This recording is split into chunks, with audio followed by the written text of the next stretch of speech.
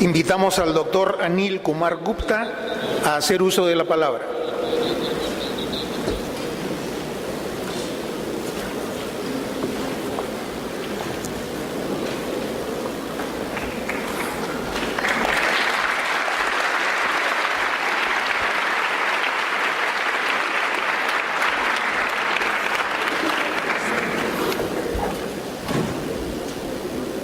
It's a great honor and privilege for me to stand here on behalf of the Honeybee Network, Indian Institute of Management, Ahmedabad, Srishti, and all the people of our country who have contributed their knowledge, their innovation, their ideas in the last 25 years to this network.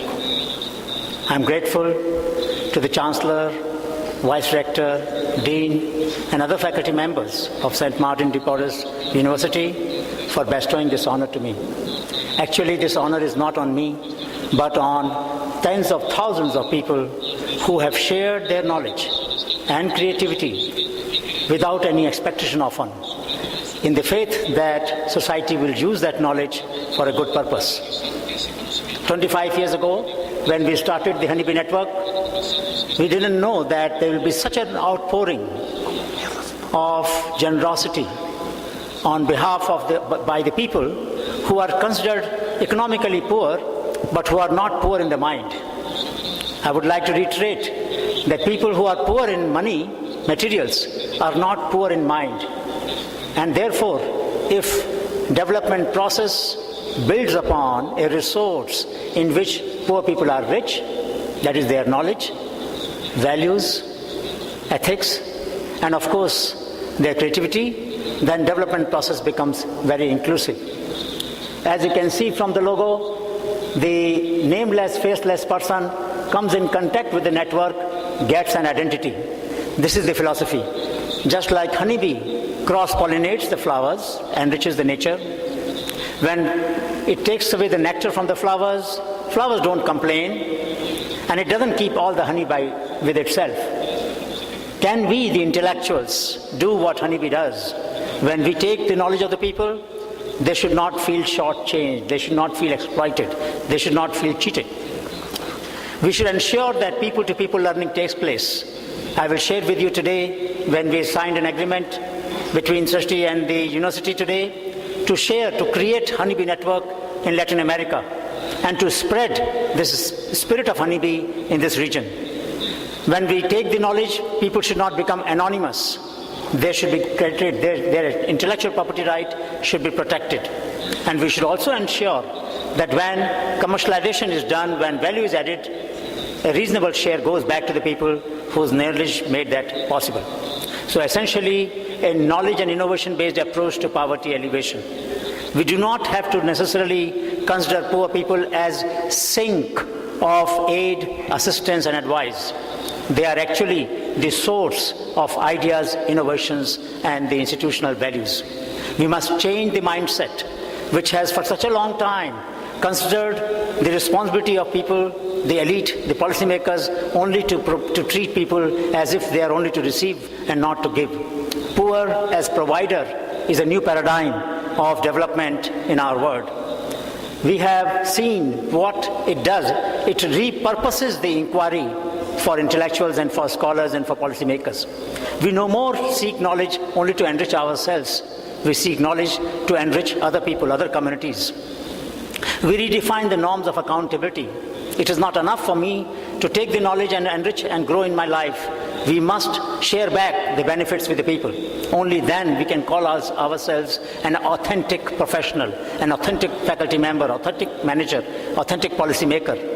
Otherwise, we will not be any different from other exploiters in society. And we must therefore redesign the pathways for future. But we must ask a question. Why does education and the kind of education we provide generate inertia instead of triggering innovation? The more we know, the more we have, the less we feel responsible many times for changes in the society. Those who are most privileged, those whom the society has given the most resources, unfortunately, tend to be most miserly in giving away and in sharing their knowledge and values and their wealth with the society. We need to change this paradigm. We need to develop a philosophy of education which will make people, my young people particularly, the students sitting here, impatient with the problems with which my generation learned to live indefinitely. This luxury, this privilege is not available to the young people. They must change and change fast. Therefore, what are we trying to do? We are trying to build a synergy, a blend between the passion that you bring to the society with a purpose to change the society, to make it more creative and compassionate and collaborative and lead to performance. This performance will take place only through platforms. I would like to mention one platform today about Techpedia. I'm so happy that within a few hours of our signing the agreement, we had a launch today of Techpedia for Peru. What is the purpose of Techpedia? Techpedia provides a pool of more than 167,000 engineering projects, technology projects done by 400,000 students from 600 institutions of our country.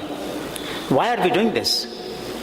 We are doing this because no student, no young person, anywhere in the world must do what has been done before. We want to promote originality. We want to promote a responsibility among the students. How will that responsibility take place? It will take place when students during the third year or fourth year go out to the clusters of industries, small-scale industries, go out to the villages, identify the problems that people face, identify the problems which have remained unsolved by the small entrepreneurs. Small entrepreneurs cannot have R&D division of their company or their enterprise. Who will do research for them? Who will make them competitive? Our students will identify the problems and then work on them in the final year and generate solutions, hopefully, to make our industries more competitive and therefore generate more jobs for our young people. The largest number of jobs in our society, whether Peru or India, are generated by small enterprises. And unless we make those small enterprises viable and efficient and economically prosperous, we will not have economic growth in our society. And therefore this linkage is very important. There are also problems in society among the farming region which remain to be solved. Today, we had the opportunity to visit the Congress and meet the Congress Commission on Science and Technology and Innovation. And there was a congressman who mentioned that in regions which are at the 4,800 meters, Puno region, there are problems which will not be solved by the science and technology system unless our young people engage with those regions. So one of the purposes of Techpedia is to look at the problems of neglected regions, bypassed regions, bypassed sectors, bypassed social segments, bypassed skills, and bring those problems to the educational system, to the classroom, to the workshop, to the lab, and work on them and try to solve them. We also want students to solve problems which will require interdisciplinary research. Very often, a mechanical engineer may not collaborate with an electronics engineer, may not collaborate with a textile engineer. So we need to bring interdisciplinary collaboration among the students, which is one of the purposes of this platform. It is also possible that many challenges which our societies face can be thrown open to the students, and in a crowdsourcing manner, students can compete and find solutions. So essentially what we're trying to do is to generate solutions which are extremely affordable for inclusive development. To give you an example, few students in a small polytechnic in Sangli in Maharashtra found a problem. Sometimes when people are sick, they may need medicine. Medicine may require a refrigerator, but there is no power and the family may not have a refrigerator. What do? So they developed a cycle-operated refrigerator system. If you cycle at the rate of 14 kilometers per hour for 30 minutes, you can reduce the temperature from 35 degrees centigrade to 8 degrees centigrade. A cycle-operated refrigerator is an affordable solution in the regions where there is no power and there may be no mechanic to maintain the refrigeration system. There are solutions of this kind. This student developed a wheelchair, Shanu developed a wheelchair from IIT Kanpur, which can climb the stairs. A manual wheelchair does not require motor. It is extremely affordable by the people who need it, but can't often buy it if it was very costly. These students from Punjab, one part of North India, developed a very interesting software. They developed an image processing software by which the sign language of deaf and dumb people who can't speak and who can't hear, can be converted into text. So now they can make friends with people like me, ordinary people, because I can understand their language. And they can, of course, read what I'm writing on the text. It is an inclusive development. Let me give you another example.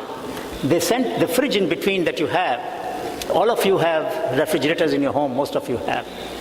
But very seldom do you realize that refrigerator also produces heat. Have you ever used that heat? No. No company in the world manufactures a refrigerator which not only keeps things cool, but also can keep them warm, keep the food warm. So what do? You put a heat exchanger alongside the compressor. Compressor is very hot. You take the heat away and make a chamber which is hot. Keep the food warm there. Interestingly, when you take the heat away, the compressor works less. When compressor works less, you consume less electricity. So this is the model of innovation that we want to develop in the world. This is what Indian contribution of frugal engineering or Gandhian engineering is, where you consume less energy and get more output. This is the need of the hour. And these solutions will not be developed by large corporations. They don't see the wasted heat in a refrigerator. Otherwise, they would have developed that mechanism. So please appreciate. Good ideas, great innovations will not come only from large corporations or large organizations in future. Good ideas will come from small places, will come from ordinary students and farmers and artisans who have richness of knowledge, even if they are economically poor. Look at this, developed by Raghunath Lohar, a student who was very worried that when you carry load on your head, you feel tired, you feel pain. Your neck starts paining. We have seen such people carrying load on their head all over the world. In my country, millions of people work and carry load on their head. We didn't bother about that till this boy decided to develop a load-carrying device which distributes the load on the body instead of neck. Now, the burden becomes a little more bearable than it was before. These solutions would not come about if there was no platform like Techpedia.in, or if there was no platform as we have created today, Techpedia in Peru. This platform will make it possible for solutions to become available for the people to use in the society. So what did Srishti try to do? Society for Research and Initiatives for Sustainable Technologies and Institutions, set up in '93. It says, give me a place to stand, as Archimedes said, and I'll move the world. This is our challenge of using local knowledge and building upon it. Every 6 months, we walk in different parts of the country.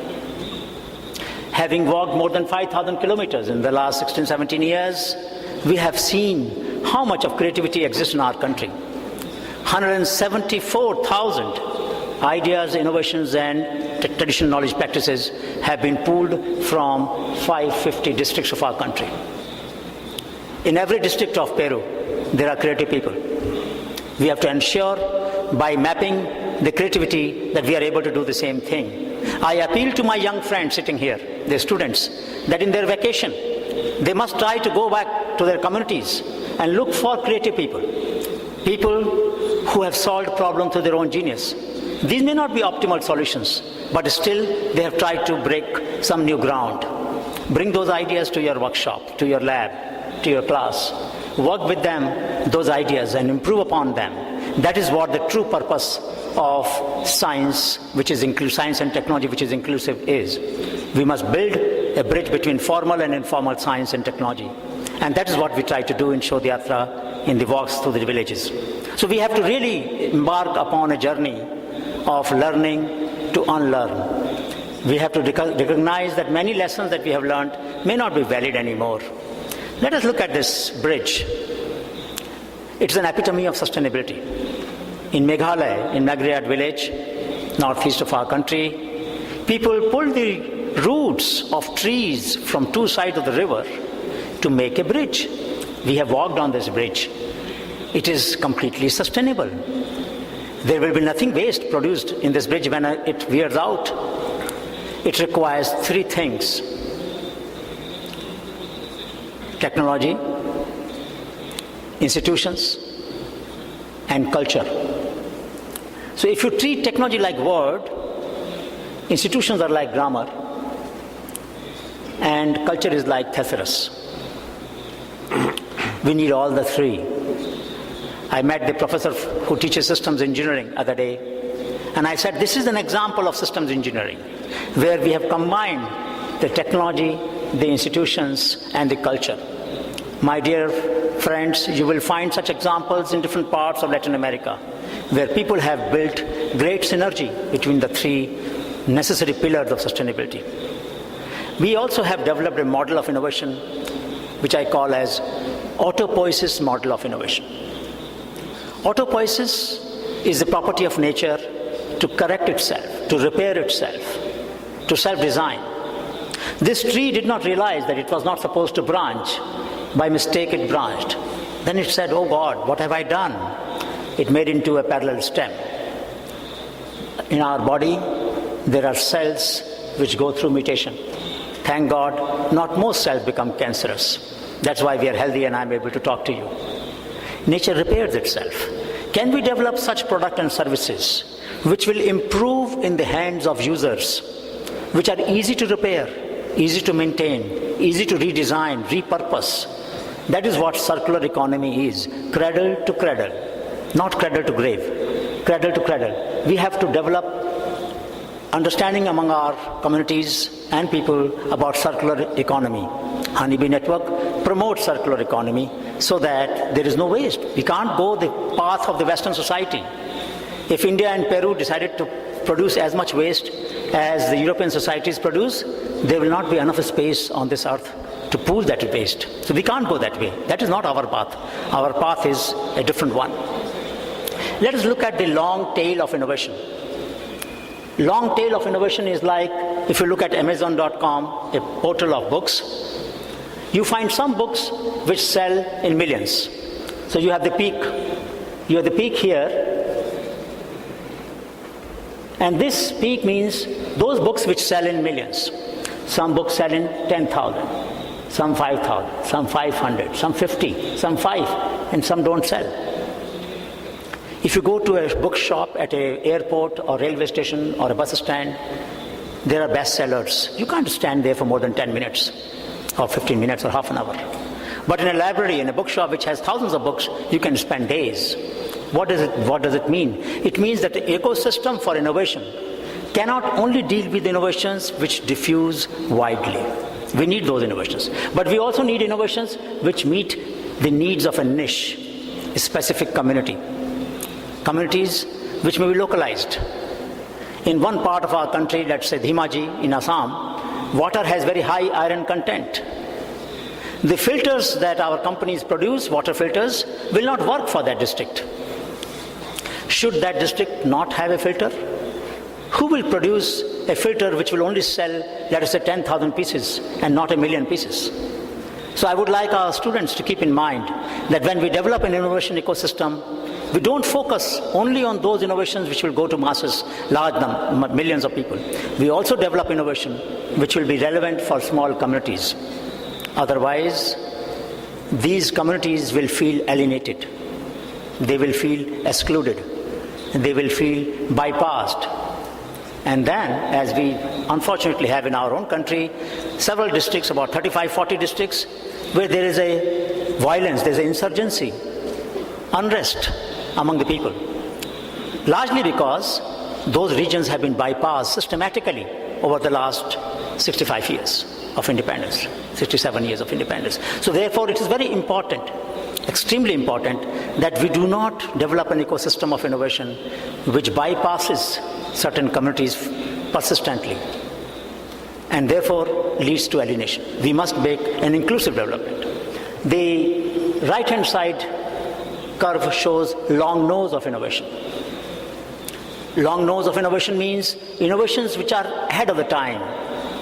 The mouse that you use in the computer was developed in 80s, late 80s. Till mid-90s, it had no use. Imagine that when Windows was developed, and if we did not have a mouse, we have to reinvent it. Societies which keep track of ideas don't have to rediscover the wheel. Therefore, long nose of innovation means many times innovations are ahead of the time. Don't throw them away. Keep them in the database, keep them in the knowledge base. The time comes when we will need them. And a society which is knowledge-managed society, which is knowledge-intensive society, doesn't lose track of the ideas. You all know that a lot of knowledge that Incas had produced thousands of years ago has been nearly lost in our country, in the region here, because we did not keep that knowledge properly. And we have to reinvent now the mechanisms of storing water in the northern parts where there is no rain. There are millions of hectares available of land in Peru where water has to be conserved. We have to rediscover those methods which the Incas had discovered thousands of years ago. A society cannot repeat that mistake. We must conserve knowledge in a manner that we can use it as and when we need it. There is a very interesting initiative our Honorable President Pranab Mukherjee Sahab has taken in our country. India is probably the only country where the head of the state, President of India, hosts an innovation exhibition in President's House. For the last 5 years, every year in the month of March, when Mughal Garden opens for the visitors, there is an exhibition of innovation organized in the President's House. When head of the state gives a message that he cares or she cares about the innovation, the country understands and gives importance. I will appeal that we should have a similar strategy in Peru. Our president also inaugurates innovation clubs when he goes to any central university of which he is the rector.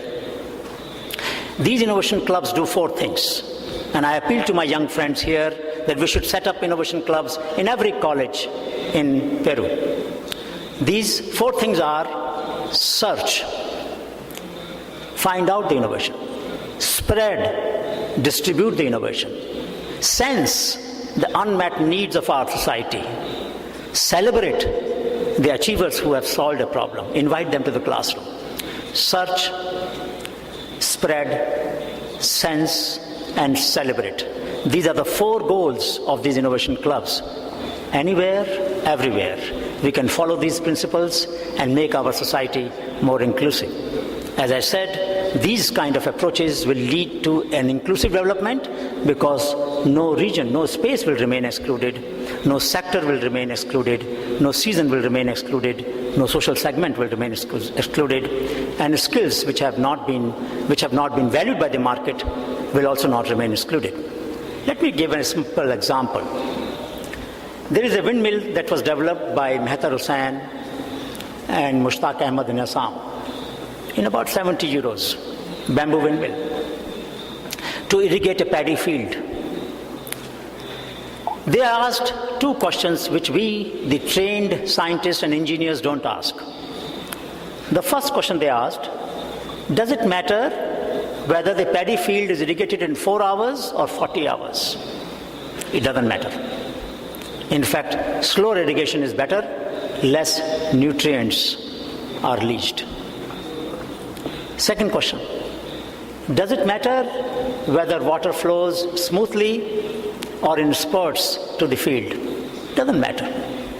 So what does it mean? It means that he did not add a gearbox, because it didn't matter whether you maximize the output per unit of time. So therefore, there are examples. There are 2 new heuristics that we learn from this example. In some cases, maximizing output per unit of time is not always good. Second, smoothing the flow. Those of you who work on fluid dynamics know, smoothing the flow, which costs a great deal in designing the systems, may not always be advisable in all situations. Chemical engineers know that, how much of energy and cost they have to incur in smoothing the flow of liquids. In some cases, it doesn't matter if the flow is irregular. Now, these kind of heuristics we can learn from grassroots innovations, which essentially means grassroots innovations are not good only because there is a value in artifactual terms. There is also value in their metaphorical term. Can we check? Yeah. So therefore, there are 4 levels at which we can learn: artifactual level, analogic level, heuristic level, and gestalt level. 4 levels at which we can learn from innovations. Please don't think that innovations are good only because we can replicate them as such. They're also good because they can be used as a template for thinking, for imagination. They are also good because they can teach us some new principles, new heuristics, new thumb rules. And they're good because there is a confluence of technology, institutions, and culture, the whole gestalt of innovation system, which can be learned and therefore created in other places. Let me give you another example of how this can happen. There is a motorcycle which can be used for farm operations. I'm told that in interior parts of Peru, there are not as many cars as I see in Lima, but there are more motorcycles. Now, there are motorcycles, but there are no tractors that people can afford, small tractors. They can convert their motorcycle into a small tractor. How can they do that? Small flywheel and the rear wheel. Reduce the RPM from 2000 to 1200 revolutions per minute. When you reduce the speed, you increase the torque, that is the power of the wheel. You can use a motorcycle for doing farm operation, for spraying the pesticide, herbal pesticide, for doing weeding in the field, for transportation, for a whole range of purposes. A low-cost, multi-purpose, multifunctional solution. A solution that farmers have developed in our country and which we will be very happy to share. Incidentally, 2 days back we received a query from California about some people wanting to buy motorcycle-based plowing machine in USA. Why do they need? Because their economy is getting under pressure now. They also need low-cost solutions for vineyards and for other situations where there are small operations they have to do. They can use these machines. This is a lady, she's a lady who has, Janki Devi, who developed a herbal pesticide from Bihar and got a patent in her name. When it goes to market, she will get royalty. This is one particular innovation, a scooter-mounted washing machine. There's a famous film, Three Idiot, some of you might have seen possibly, that has these examples taken from our database, Honeybee Network, which show that common people, in this case Sheikh Jahangir, could solve a lot of problems through their own genius. Many times we use the term bottom of the pyramid. I would request you to remember, poor people are not at the bottom of all pyramids. They may be at the bottom of economic pyramid, but they are not at the bottom of ethical pyramid. They are not at the bottom of innovation pyramid. They are not at the bottom of knowledge pyramid. There are a large number of examples. You have a lot of coconut to develop coir fiber from the coconut pith. This is a machine developed by Chandran. This is a very interesting low-cost plate for cooking food. A clay plate costing $1. Coated with a non-stick paint which will go into the pores, small holes in the clay plate. Unlike the non-stick pan that we use in our kitchen, which after some time shows the base because Teflon has gone to our stomach and caused all the health hazards. In this case, you cannot scrape the paint away. The food tastes better, the plate is affordable, it is accessible, and it doesn't harm at all. This is the power of innovations which can come from people. Mansukh Bhai Prajapati, who designed this kiln for baking these products, is extremely versatile innovator who has developed systematically innovations to make such low-cost products possible. There are a lot of herbal pesticides, veterinary medicine that can be developed. Peru has tremendously rich traditional knowledge, biodiversity-based traditional knowledge. By pooling this knowledge, we can develop new products and develop solutions. Let me give you few more examples before I proceed further. As I mentioned, our president honors the innovators every 2 years. Our former president, Dr. Kalam, honors the children who are innovative every year. On 19th November, Dr. APJ Abdul Kalam Sahab, Bharat Ratna, the highest awardee honor of our country, has been conferred on him. He will give awards to children in our campus who have solved problems through their own genius. So we need to look for innovations at children level, at the students level, at the farmers level, at the level of professionals, and at the level of policymakers, and at the governance level, all the 5 levels. So a lot of innovations that have been produced. A child in Malaysia thought about a projector in a Swiss knife. Only a few years ago, I bought a cell phone which has a projector. He had thought about it in 2006. A Chinese student developed a shoe freshener having ultraviolet rays in these stands. You keep the shoe on that, organisms will be killed, no smell. This girl, Nisha Chaubey, developed when she was in class 8 a stroller, a bag with a folding seat. Interesting idea. You don't have place to sit on this stroller. A lot of innovations that have been developed. Manual rickshaw in our part of the country that is used, where passenger can also co-paddle, co-creation. A ceiling fan run by a windmill, why not? And by a student of class 2, Muhammad Hanif Patel from Jalgaon, food processing machine developed by Dharamveer. This is a solution for typhoid fever. A patent has been granted to the innovator from Jharkhand in US. Why would US Patent Office grant patent for a drug which has been developed by a semi-educated person in a village? Because the claims that have been made in this drug are better than anything else available in the world. A blood clotting agent developed by using a cell line from this spider.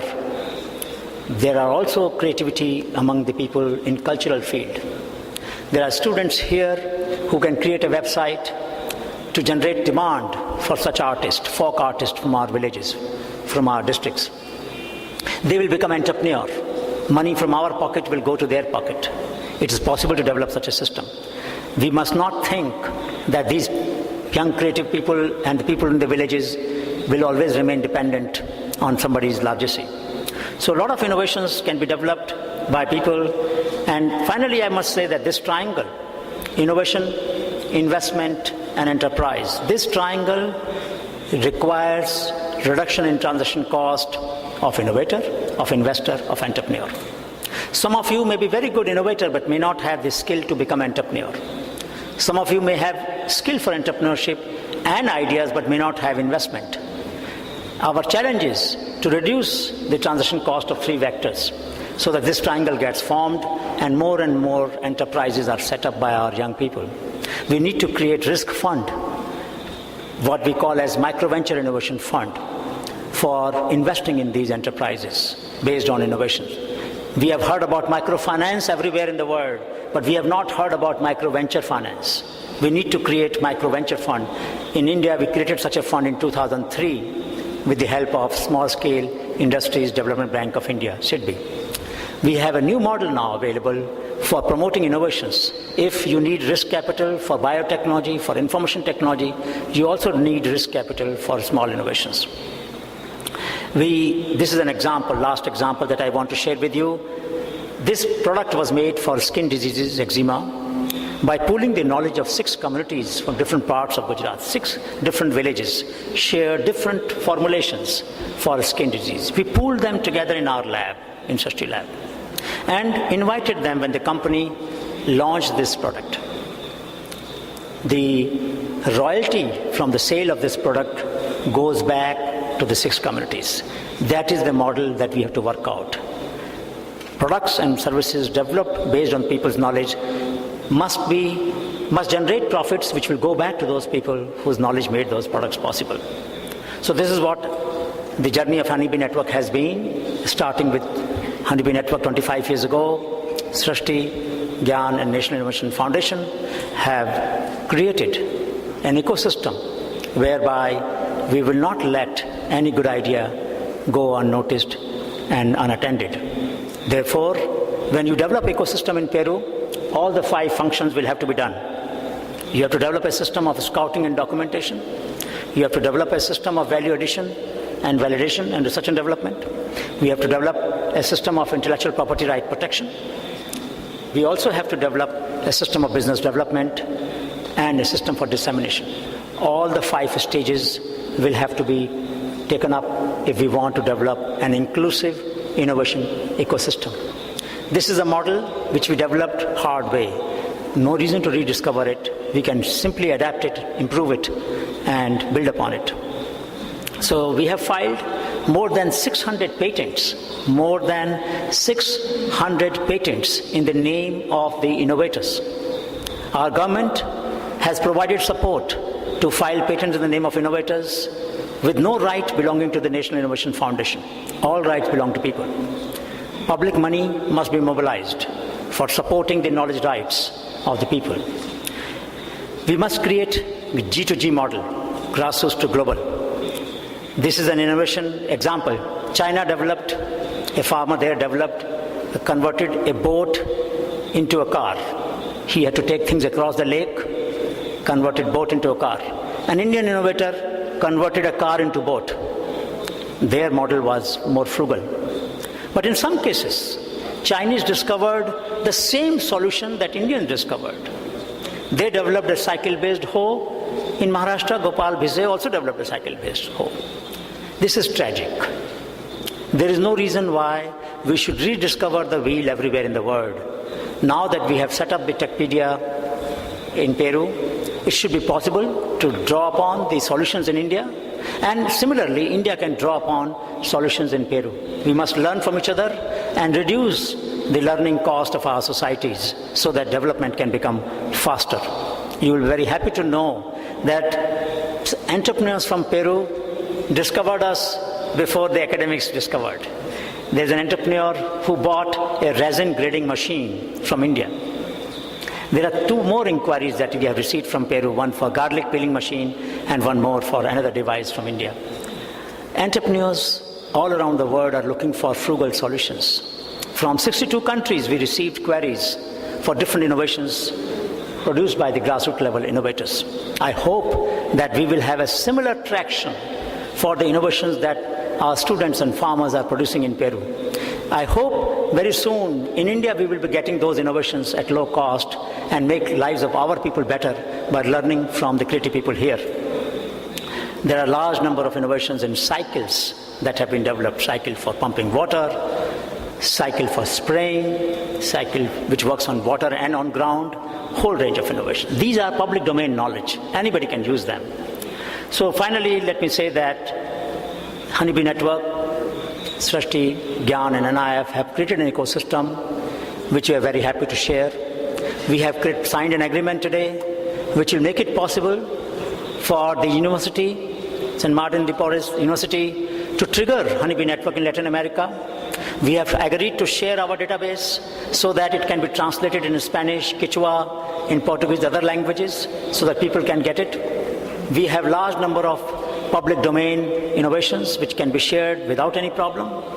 We also hope that there will be a Honeybee newsletter, not in very distant future, in local languages in Peru, so that farmer to farmer, people to people learning can take place.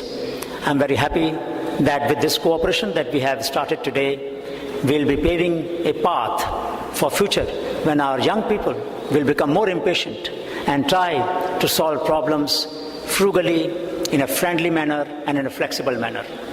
Creativity counts. Knowledge matters. Innovations transform. And incentives inspire. But not just material incentives, also non-material incentive. Not just individual incentive, but also collective incentives. The honor I have received today is a non-material incentive, but to me it is more precious than millions of dollars that anybody could have given to our network, because it is this respect which is precious and which will sustain the spirit of creative people in our country and hopefully in Peru as well. Thank you so much.